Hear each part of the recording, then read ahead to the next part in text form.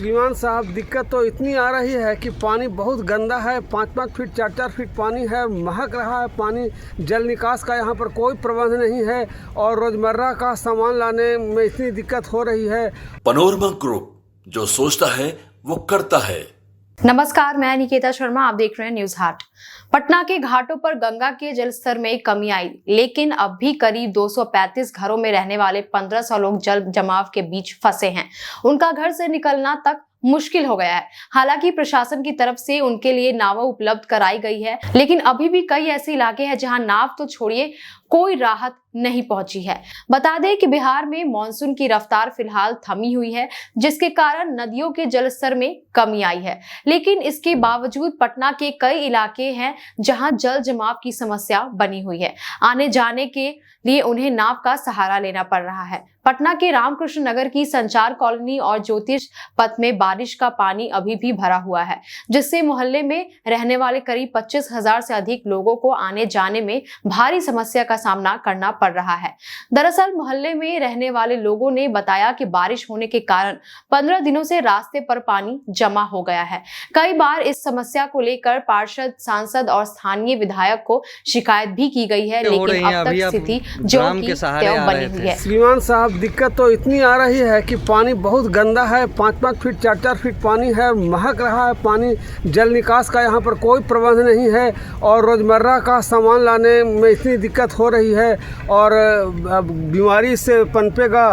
अब इतनी दिक्कत हो रही है, बच्चे लोगों का दर्द दवाई लाना बहुत मुश्किल हो रहा है। अगर यहाँ पर एक नाव भी दे दिया जाता या पानी हटाने का कोई व्यवस्था कर दी जाता तो सरकार की बहुत मेहरबानी होती। अभी तक कोई किसी भी प्रकार का प्रशासनिक मदद क्या, कहीं से भी कोई मदद नहीं मिली है और जहाँ भी सूचित करते हैं तो वहाँ स्विच ऑफ रहता है। ये मतलब कहाँ सूचना दी है आपने? ये हम सूचना दिए हैं, हमारा लड़का दिया है, आपदा प्रबंधन में दिया है 2-3 जगह और कहीं दिया है। पूरा ब्यौरा वही बता सकता है। तो फोन स्विच ऑफ रहता है? स्विच ऑफ रहता है। अच्छा, क्या नाम हुआ आपका? मेरा नाम हुआ चंद्रदेव सिन्हा। मैं यहाँ महादेव स्थान, जो पहले पुलिस स्टेशन हुआ करता, हाँ, जो हुआ करता था, उसी के समीप है और वहीं हमारा घर है। कुछ ही दूरी है, सड़क से ज़्यादा दूरी पर। कितना फीट गहरा होगा आपके घर के पास? लगभग 4 फीट वो पानी है यहाँ पर। 4 फीट 5 फीट यही पानी का आलम है, 5 फीट तक भी है। और पानी, इससे बड़ी बात है ना कि पानी बिल्कुल सड़ा हुआ है। पानी प्रवेश करके जा तो रहे हैं, लेकिन अब बीमारी का भय भी बना हुआ रहता है। वहीं पटना सिटी महादेव स्थान का इलाका इस समय जल्ला के पानी से पूरी तरह जलमग्न हो चुका है।